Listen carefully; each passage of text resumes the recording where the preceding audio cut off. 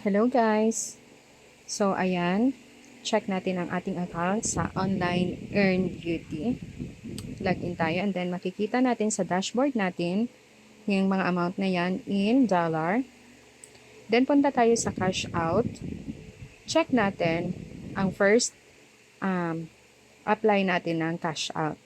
So that was applied last September 2, 2023 and dapat nag-pay out na ako yesterday, which is September 30, 2023. So,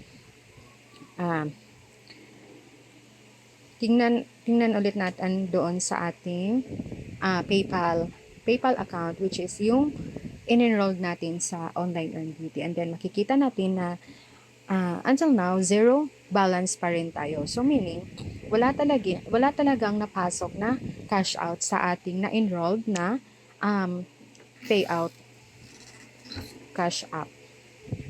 So, ayun lang guys. Beware sa Online Earn Beauty. Dahil isa po itong scam.